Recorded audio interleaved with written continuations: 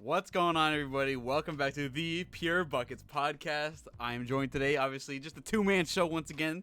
The two always going to be on the show. Neither of us are probably going to miss an episode ever.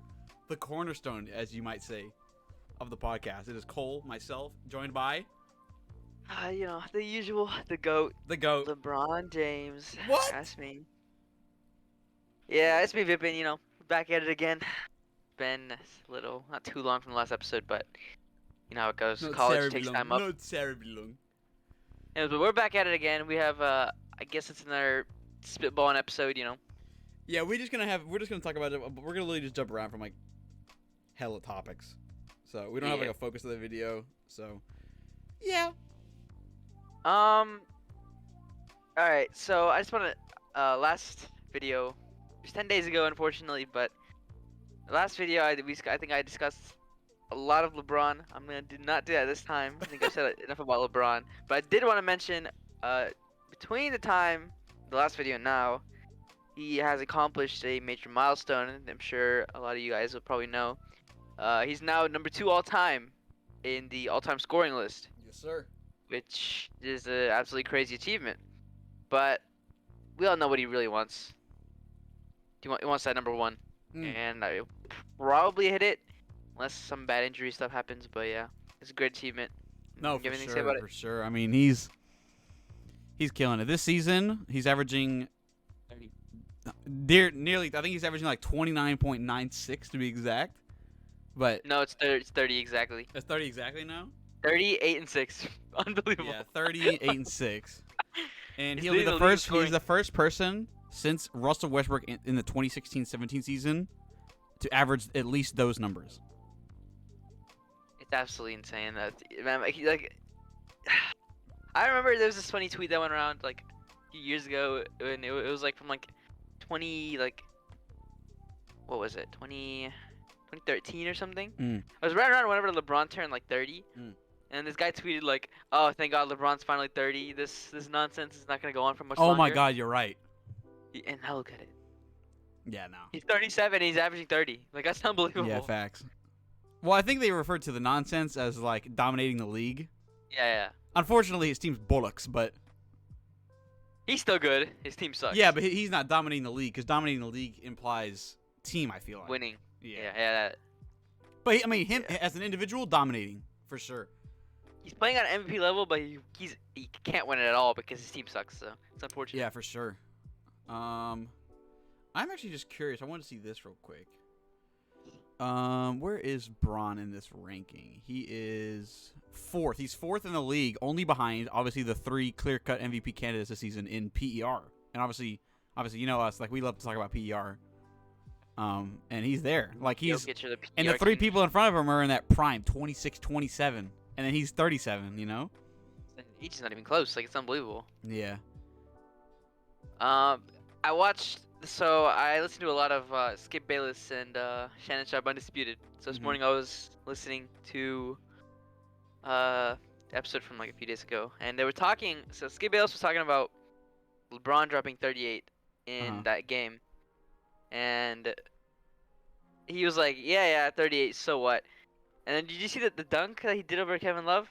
Yeah, I saw like the whole altercation. Exactly, with him too. crazy dunk. His head was like at the rim. Yeah, for sure. It's crazy.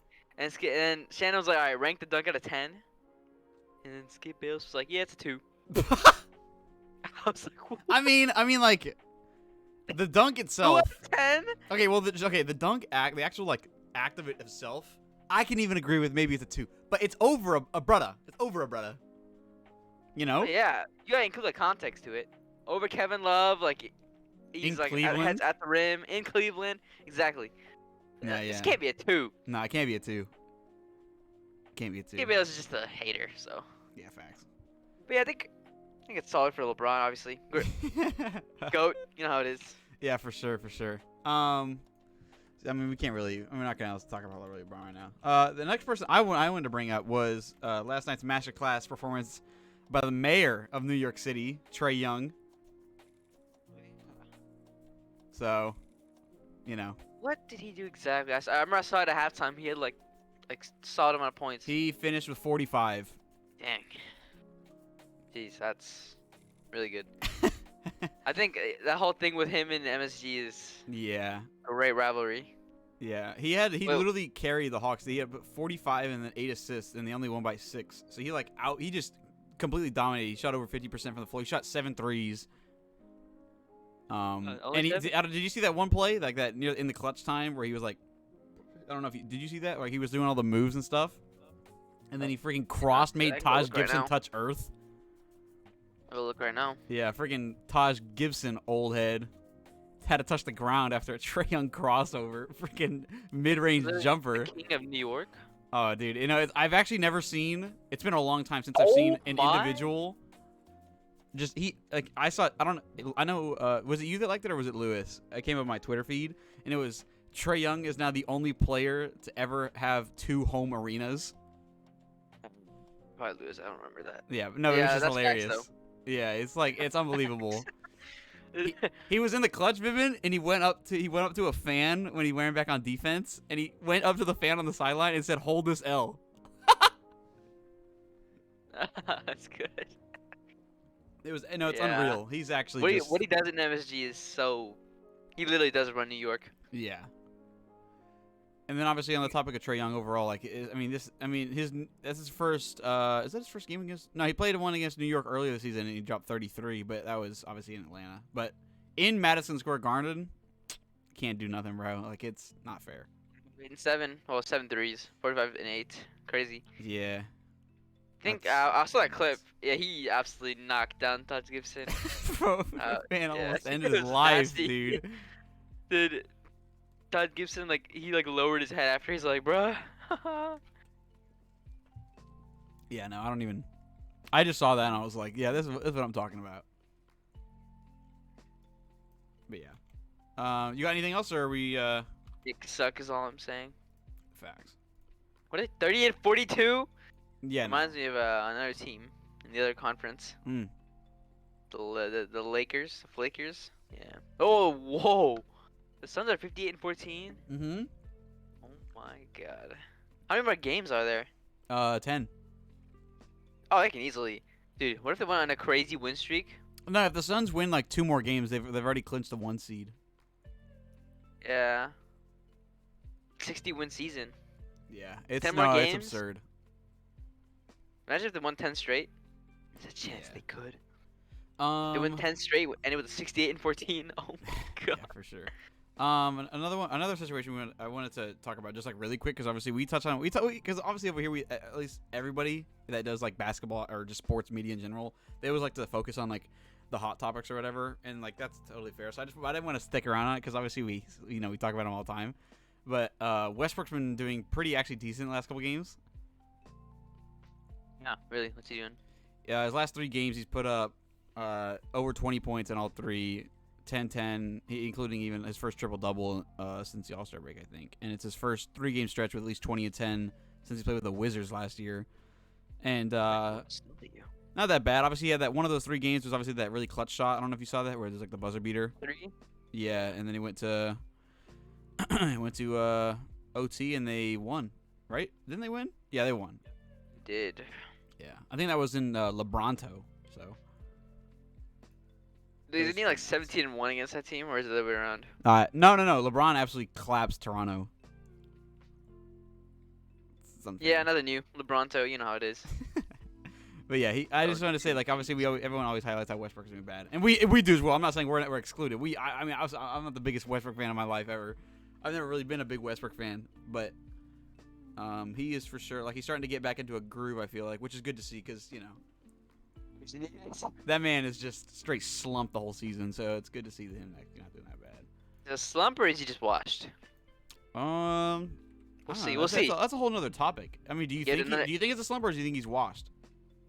I think the system just doesn't fit him. The one he's in right now, like he's obviously not as good as he was a few years ago, compared to a few years ago. Plus, that combined with the system he's in right now doesn't work for him, which just appears like But he's what's the washed. I don't think system? he's washed. The Lakers system just doesn't No, work. but tell me about the system. What do you actually think? Why do you think he doesn't work in the system? Be honest with me. He's the third option. That doesn't work for Westbrook. Exactly. He needs to be the 1 option. He needs to be a 1, but he's not good enough to be a 1, which is just unfortunate because it doesn't work. Facts. Like the worst he could ever be and have it be somewhat like okay is a second option, which he did in Houston, and that was like, all right, I guess, you know. On God, I'd even say he's a second option when he was in Washington. Yeah, he was. Beal was better. So Yeah, he cannot be a third option. The way he plays, he's too inefficient to be a third option. Doesn't work. no, I totally agree. He can't. Yeah, but that's just the kind of player he is. Like he can either. We're finally experiencing it because he was on a couple teams where it was like, you know, he's that number one guy or he's that clear cut number two guy, and you know he can put up the numbers, but does it contribute to winning per se? And then he goes to a team like the Lakers. He has like obviously, you know, GOAT talent around him, great talent around him, all-star caliber players. And I actually don't think it's not a coincidence that I feel like it's a down year. Like it's very, like I feel like if he played this season on like, I don't know, if he played on the Thunder this season, from Orlando, yeah, he would be averaging like no, he'd be it's triple double. He'd be he'd be getting like, oh my God, Russ is underrated. No, for sure. Cause remember what happened in Washington? He sucked for a while, and then he came back, and everyone's like, "Oh my God, Russ is so underrated. He's so good." Yeah, exactly. It's just like, it's just how he is, man. He's a bipolar player, bro. He's so inconsistent. I feel like it's just unbelievable. Shot selection is mid too. It's just unfortunate. Wait, did you see the angle of? Because okay, we saw the Russell Westbrook buzzer beater, but I saw a video on Twitter. It was this is what makes the Westbrook buzzer beater that happened crazier. It's because he took a shot on the possession before, where he just hucked it from 3 and it hit the top corner of the backboard. Let's see if I can find that. Yeah, but he like it was like, and then everyone was like laughing, and it was just so tragic to see. And then he freaking comes on the court, takes another like, you know, really contested bum shot, but this time it just went in, and he was like, yeah, oh yeah. And I just thought it was, I just think that's hilarious. How much of that shot was luck based? I don't know. You tell me. A lot. But you know, he's never been a shooter, bro. We all know that. Yeah, but then that goes into the topic of like, is making a basketball shot even luck based? Well, okay. that one isn't as luck based as some other ones. Like you know what it is like fully luck based? Not buzzer beaters. Like half courts, just chucks. I would say some players. I would say like more luck based shots are like, not even the half court ones. More about the ones that hit like the back iron and then like fly like 20 feet in the air, and then come back down into the net. Yeah, true. You can't just predict that. Yeah, those ones are like the ones that bounce off the top of the backboard a couple times. They just fall in. Those are luck based shots. I don't know how much Westbrook's one was. I mean, he made it. Buzzer beater. It was clutch time. I don't know how much of that is a luck shot. I mean, he clearly, like, he did the perfect shot there to make it go in. So that's not really luck, I guess, you know. But it's just crazy seeing. They are professionals, you know. Yeah, exactly. They are professionals. They would rock anybody that isn't a professional, especially Russell. Oh, come on now. Russell 1v1 against anybody that's not in the league. It's not even close. Over. It's not even close. He would smack anyone. Bro, Westbrook is a lot better of a 1v1 player than he is a team player. I mean, I guess you're not wrong, but at the same time, it's like if he's a 1v1 player, then that means he has to make shots. So that's kind of tough for him, you know? Well, I mean, I'm in like a complete 1v1 setting. Like, no, like, not even like ISO. Yeah. If you just like 1v1, I think he could play. He would be a lot more of a threat because he can just like run down the field, run down the court, and not worry about like a bunch of people in the paint. What do you think about Westbrook's? What do you think about him? 21% of his shots this season are from 3. What do you think about that? Such a problem. Why is it so high? It shouldn't be a. I mean, that's how his career average is 20. Yeah, but you know when his career. But that's also skewed because his first 4 years he shot really, really low from 3, and then he just started to amp it up. Didn't though. That's the problem. Like, I've noticed that a lot of teams that LeBron has succeeded on, he's had people that can like shoot around him, as you can shoot 3. Mm-hmm. Having your starting point guard that plays 34 minutes a game shoot 29% from 3, it's just not it. It's not it. I mean, I guess he's only shooting like what 3 attempts a game. But, like, bro, come on. Yeah, but you know, I don't know. Well, it's not even. Yeah, he's just not a good shooter because obviously, like, everyone hates him on the threes, but then there's the compilations. Obviously, we talked about before of him just bricking those little elbow jumpers on the edge of the box. Like, he can't make those either. So it's like, you know, dude's trash. He's not trash. He's not. No, he's not complete garbage. No, There's worse players. He still has worth. There's definitely still worth in Westbrook for sure. I mean, like, I think a big problem is his contract. Yeah, for sure. Like 40-something mil. He's not worth that much at all. Not even close. Jack always brings up my brother. He always brings up like when we were talking about Westbrook or whatever. He's like, he'll always say like, you know, no matter how bad he appears to be, that's why I say he still has at least a little bit of worth. This is like his worst season we've seen in how long, right? And he's still putting up 18, 7, and 7. You know, like at face value, there's still worth in that. Obviously, we know the context behind it. 18, 7, and 7 on as being a third option. Exactly. We know the context. Well, he's the kind of the second option because Anthony Davis misses every single day, so it's like. I mean, hey, Westbrook's been pretty consistent. Like playing wise, he played 71 games, not injured much. Yeah, for sure. Just 3 seasons ago, when he played on Houston, he averaged like 27. Like, yeah. I feel like he could still turn it on if he wanted to. Like if he wanted to. I feel like he's trying. Like, he just can't do it right now, bro. He was the first option he could. If you throw him on, I'm telling you, throw him on the Wizards, he's averaging 25 easy. He could easily do that. The efficiency might be rough, but he'll average 25, I'm telling you. Maybe in a triple-double again. He's always just never been a good shooter, though. Never. Dude, his career field goal percentage is like 30 from 3, 43, 44 from 2. From the field. Or from the whole field, yeah. You know what's also bad? You know what is like completely inexcusable? His free throw percentage. Yeah, no. What's up with it? He can't. Yeah, that's awful. He's been declining so much since like those Thunder days. It's unbelievable. Exactly. Like there's no excuse for free throw shooting. Like that's like no one's there to stop you. You just put it in the hoop. Like obviously it's not pressure, easy, bro. Like, it is a pressure, but like, dude, how old is he now? Wow, LeBron is shooting like 9% better from the line than Westbrook this season. Holy. Which is the problem because LeBron is also not that great of a free throw shooter. That's like his worst aspect of his game, bro. This is his best free throw percentage since 2011, 2012. LeBron is not going to be a good free throw shooter. I know. And if LeBron is like 6% better than you, kind of a problem. It's pretty bad. All right, well, enough about Westbrook. We'll move on to the next one. Do you have another one, or do you want me to bring up another?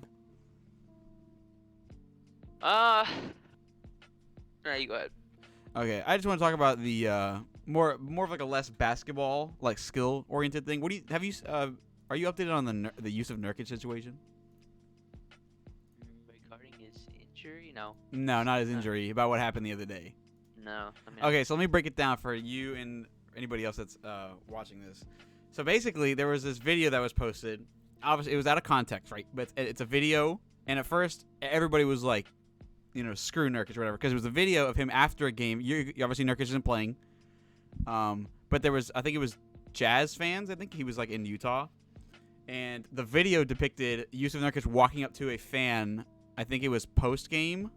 It might have been pre-game, but I'm pretty sure it was post game, and he like walked up to him, got in front of the fan's face, didn't hit him or anything, but the fan was holding his phone. Nurkic grabbed the dude's phone. It was probably like a 16-year-old and just threw his phone.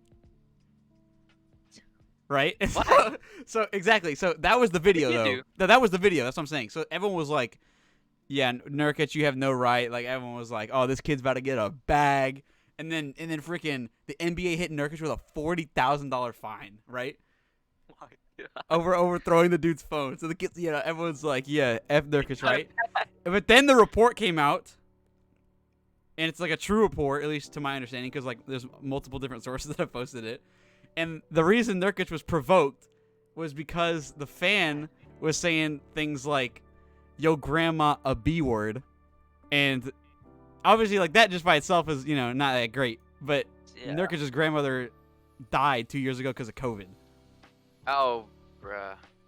Okay, that's not so now the whole narrative is flipped, and everyone's like, "We stand with Nurkic.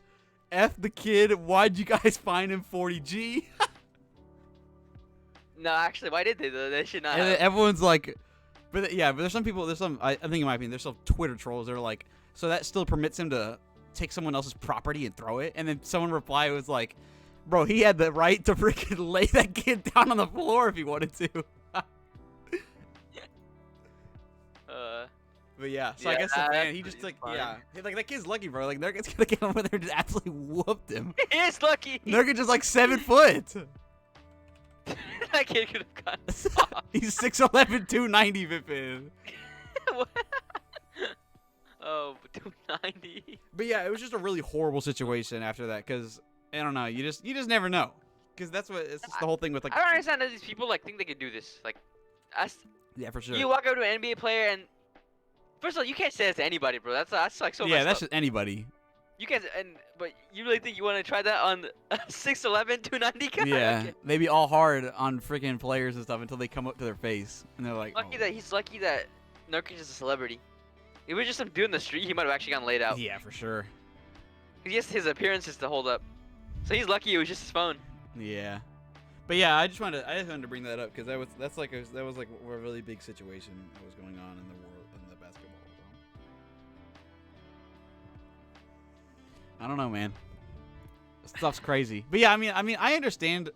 To me, because like you as a fan, we have so much passion for the sport, and if brothers are underperforming and stuff, I think fans, in my opinion, have the right to like critique and heckle, I guess, even to say like like they go to a game and like the free throw chance. Remember like when the Phoenix Suns or like all those teams did it to Giannis, was like 1, 2, 3.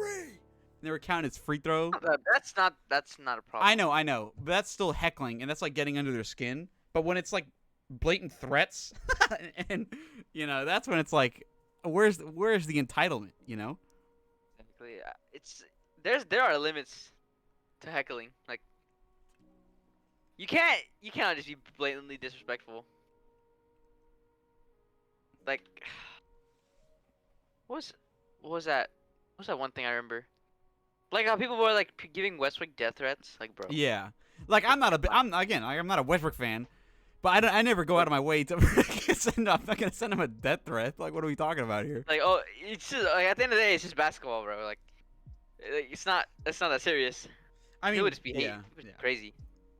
I mean, it's very serious, but like in so many different aspects because it runs so many things. But it's like at the end of the day, even if it wasn't basketball, even if it was anything else, any capacity.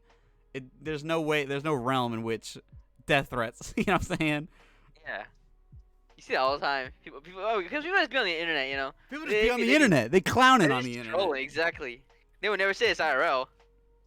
Imagine some dude walk up to Westbrook IRL, was like, I'm gonna kill you. Or like, I want you dead or something. Well, you seen that one with the fan in Toronto talking to Westbrook? That was actually hilarious. I won't lie. That video got me laughing. See, what was it? They were like, and Westbrook like confronting him, and the fan was like not saying much. Like he'd be like, "Yo, Westbrook, I like you, bro. I just want you to play better." And he kept saying that to him or whatever, right? And then the fan walked away and started screaming out. He was like, "Yeah, you goofy, you goof." Oh yeah, then he walked back to him, and then he's like, I'm cool with you, bro. He just kept, and then every time he just got further away because he's not next to him, so he's not scared anymore. He's like, "You a goof, Wes. You a goof." That was actually goofy, hilarious. bro. It was unbelievable. Goofy. That's pretty funny. Yeah. What else you got, Vivian? Anything that okay. broke your mind? I wanted to bring up the space. The Bulls. Oh yes, the you Bulls did. And right. that Bucks game a few days ago. Yes. They got blown out by 28, so obviously unfortunate. Now I saw some people on Twitter. They were talking about that game, and they were saying, because like how earlier on in the season people were like, "Oh my God, the Bulls are crazy. They're popping off. Are they a contender?" Because they were on that upward trajectory. Mm-hmm. But lately they've, kind of been taking a few L's. Let's see, what are they right now? They are the 5th seed. Their first loss, I think the streak was broken. Mm-hmm. But they're 42-30. Mm-hmm. I think they'll still make the playoffs, but obviously, but I think a lot of people are saying like they're fraudulent. I don't know about that. Yeah. I don't think they're fraudulent. Like I don't think what they did is like. I think they're already overachieving. Mm-hmm. No one came in the season like, all right, the Bulls are contenders. So I think they're already overachieved, so they can't really possibly disappoint. Yeah. Have you noticed DeMar's kind of like, I don't know if it's like, if he's like normalizing again or anything, or I don't know what's up with him, but his lately he's been playing a little bit worse. No, I haven't noticed. I haven't. I mean, well, it's obviously if if players return to like their middle of level of play, they don't really get posted about it enough. So I actually don't really know. His stats are just kind of a bit less than it usually are. Mm-hmm. Like obviously this season he's been going dumb. You know, he's averaging 27 for the season, career high, all that. But his just stats overall been lower a little bit. So Yeah. a lot of people are saying like, oh, he's coming back to like what he was like on the Spurs. Mm-hmm. I think that might be a bit of an overreaction. It hasn't been happening that long. It might just be a short like bad stretch. Yeah, yeah. I want to see how he finishes up the season. Yeah, for sure. No, for sure. He needs to. It's again, like we talk about like, he could be such a individual. He's such a good individual player, but then obviously they bring it like obviously the stats of the Bulls, right? Like against winning record teams. What is it? Or like the top teams. I gotta pull it up, but they're like I don't know, something like 2-17 against actual good teams, basically. Something ridiculous. Like I think the record against actual good teams is an incredibly important statistic, because that's what actually matters. Because that's the teams you're gonna play in the playoffs. Yeah, exactly. That's exactly. But that's like if you have a really good record, but you've been playing a bunch of bummies, it doesn't matter. Like if you're in a really weak conference, not conference, like division, you're playing a bunch of losers. Mm-hmm. Then your win-loss is getting heavily inflated, which I think might be slightly the case with the Bulls, because I don't know the exact statistic, but going based on what you said regarding their win-loss against good teams, I think that's what separates. You want to hear the stat? So there's 30 teams in the NBA, and there's a stat.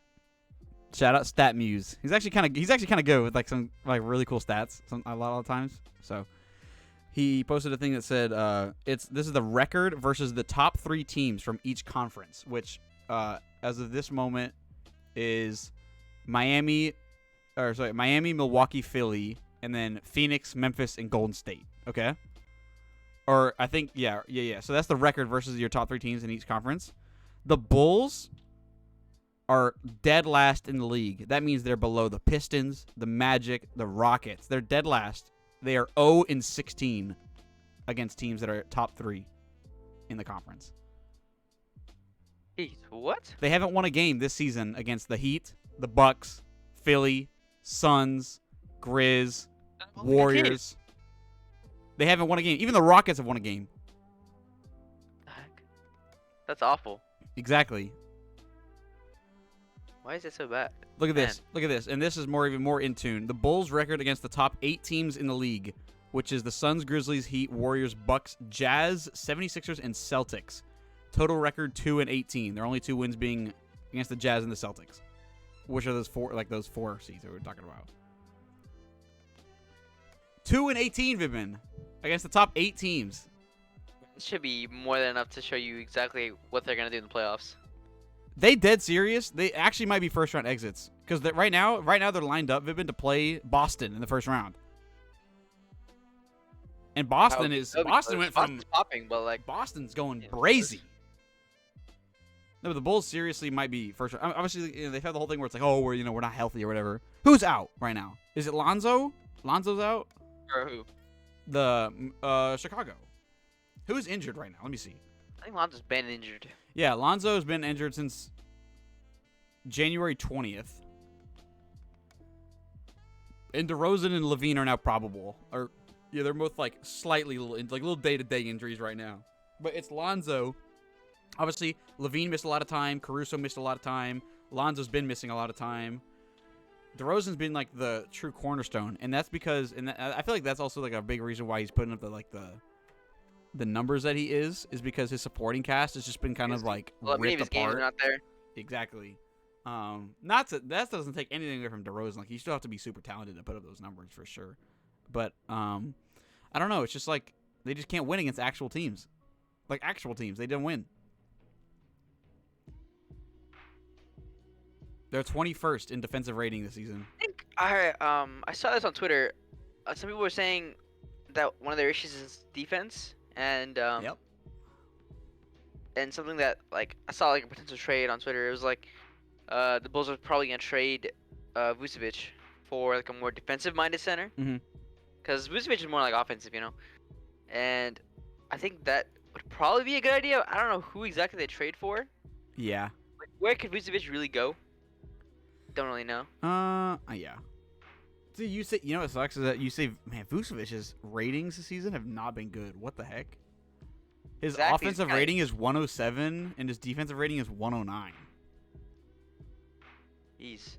What the heck? The defensive one is average, but the freaking offensive one, like he's supposed to be that offensive player, his offensive rating is 107? How is that even possible? Why is it so bad? What is he shooting right now? He's scoring 18 a game, which is the lowest since 2017 season. I mean, 18 is not bad. 11 rebounds, 3 assists, a block, a steal. I don't know. I don't know what it is about his. I just don't understand. I don't know. I don't really. Again, like we don't like physically watch the games, right? So it's kind of hard to like. I'd like to, man, but geez, it is hard to fit on the time. Oh, I just got breaking news. Oh no. Brooklyn Nets star Kyrie Irving will now be cleared for home games. Oh my. That's massive. Wow. That is really massive. Well, you heard it here first. Pure Buckets family. That's What the heck? crazy. That's so big for them. No, it's actually God. huge, dude. What the heck? Not even for the regular season, because they're already in the playoffs. It's about that postseason, bro. If he could play now every game of the postseason, I mean, we're talking about a completely different life. Now that means wait, Katie's playing, right? He is playing. Yeah. Katie's good. Katie's playing. Brooklyn, You know that. dead serious, Vipin? Because right now, it sucks. It really does suck because they're an 8 seed right now. Yeah. But they're only 3 games back of the 6th spot of Cleveland. So if they get a little run here and Cleveland, takes a little bit of a dip, they could easily surpass Toronto and Cleveland and claim a spot above the play-in. But also this means for the play-in, let's say, because if they do finish the 8th seed, then that means they're going to be on the road for their game against Toronto, and that means, on the road. But then let's say they lose that game, then that means that they can, if they lose that game, then they're going to be playing either the 9 or 10 seed again, but they'll be home. So that means Kyrie can play in like a determining game. It's massive then. Yeah, so I feel like their playoff chances now have just. I Shut mean, there's the no. I roof. don't think Durant was going to lose to some of these other teams anyways, but like, now it's like for sure. Now he has his help. Yeah. That's really good. You think? How far do you think they're gonna get then? If they have Kyrie, Ben Simmons, Well, what is And the Kevin deal with Durant. Ben Simmons? I don't know. All right, let me Has he see. played yet? I'm not sure if he's even played. No, he hasn't played. He's February 26th, a month ago. He has no set timetable according to his back. Oh, he's injured? Yeah, he hasn't played a game with Brooklyn yet. What are you talking about? No, I thought he didn't play because he just like they wanted to like get him ready or something. I Yeah, didn't well, that's what it know was he at first. It was conditioning, but then they said he has no timetable for his like back or something, and I was like, okay. So yeah, I don't know when he's actually gonna. We don't know when he's gonna pull up. I feel like he'll be ready for the playoffs, but if he comes back for playoffs, he's never played a game with this team. Do you think it'll matter? Is my question. Ooh, Simmons with like the other player. It Like will if Simmons matter, for makes sure. his debut for Brooklyn and it's a playoff game, will it matter? Will it affect his performance that he's only played in Philly? Let's see. It depends on what kind of player you think It will Simmons matter is. for sure. For sure, it will definitely matter. I'll tell you why. Because Simmons, his whole career, he has played on that in the same system the whole time. He's never experimented. He's never like that kind of stuff has just never happened with him, right? So, based on that, I think you can assume that if they play him right when the playoffs starts, like if they suddenly put him in the roster, I don't think it'll mesh very well. I think it'll cause problems. Well, I think he's had two different systems because the Phillies had 2 different head coaches. They had the Brett Brown dude before. A system, I mean, like he's always been that like the second option guy. Maybe he's even always the had- first sometimes because Embiid's At obviously point. dealt with so many injuries. At points, yeah, but he's the biggest star he's ever played was Embiid, right? Obviously, because that's crazy. Like, he's Mhm. really good. Mhm. But the type of player that Embiid is not the type of player that Kevin Durant and Kyrie is. So I feel like he might take a little bit to get used to. I think he will mesh very well with them, but I think it might take a little bit. So honestly, might be doubtful if the Knights might play him at all this season. I don't know. I feel like if the Nets are like put up against a wall, bro, there's no reason to like not play him. He's just like he's a great talent. Obviously, he's a great talent. People really trolled on him because he's been that one moment in the playoffs last year. But the difference is now though. I feel like obviously like anytime anybody goes to a new team and they make it like obviously there's gonna be like a difference for them. But in Ben Simmons' case, he's like not even really like that offensive player. Like he's never been like that offensive player. Like, he's not an offensive option really. And now he goes to a team with arguably two of the best scorers in the entire league. Like he doesn't need to be crafty. He doesn't need to put in that work on the offensive end really. You guys work with passing and defense. If he just plays good off ball, if he just like runs the plays off ball, offensive rotations, it's gonna get done. And then he just does his thing on defense because it's not like he lost his defensive prowess. I feel like. Yeah. So it just depends on. I think it just depends really on his health, not more or less his game. I think you just don't want him to because he's been out obviously like. Has he even played a game this season? No, he hasn't played a game this season. Yeah. So it just just depends on like his overall health conditioning, because obviously we saw the kind of situation with Luka at the beginning of the season, where the Mavericks started off. Remember the Mavericks because they're a 5 seed now. Remember where like the Mavericks were like really cheeks in the beginning. Yeah, aren't they better now? Yeah, they're like the 5 seed in the West. But that was because I remember the reports of Luka like came into like you could see him visibly like he was really under conditioned. Like you could tell he was a little large. He's pulling like a little James Harden moment. He was a little larger. I feel like in normal. He's good now, isn't he? Yeah, and now he's busted. Speaking of Luka, by the way, there was I gotta see that. Where's the stat at? Oh my goodness, I gotta see what it is. Hold on. It was about like the MVP race. Like obviously all the MVP dudes. Yeah. Yeah. So it's the top 6 MVP candidates, which is Jokic, Giannis, Embiid, Ja, Luka, and surprisingly enough, Jason Tatum right now. And it was their record against each other this season, and Luka has the best one. He's 7-2 against those teams with like those MVP dudes. Oh, that's really good. Yeah, the opposite without much of a surrounding crowd too. No, for sure. Good. And look at this. Look at this lineup. You ready for this? This is Luka's case for MVP this season. He's averaging 28, 9, and 8.5. He's the only player averaging with like 28 and 8. He's top 5 in points and assists. Second best record in the calendar year, meaning 2022. The Mavericks have, only behind the Suns. Obviously he's the 5th seed overall. His team is 36-17 when he plays, meaning that the Mavericks are 7-9 when he doesn't play. And Luka also does not have an All-Star teammate. That's crazy production. We already know what Luka does. He's a young goat. Mm-hmm. I saw a take today. It was it's a good one. It's when LeBron retires, who do you think is going to be the next face of the league? And I've seen some people say Luka. Giannis though. I know, that's the thing. It just depends on like the difference is what Giannis is 27 and then Luka is 23. Yeah. Honestly, I think it probably will be Giannis. Giannis is a very likable guy, So is Luka, but like yeah, they're both likable. A very nice guy. And I feel like he's kind of like the LeBron type. He's just like a really chill dude. He's like popular, obviously crazy good. I think it probably will be Giannis. And then it probably will be like a tie between Giannis and Luka. Anybody else over there? I've heard some people say Tatum.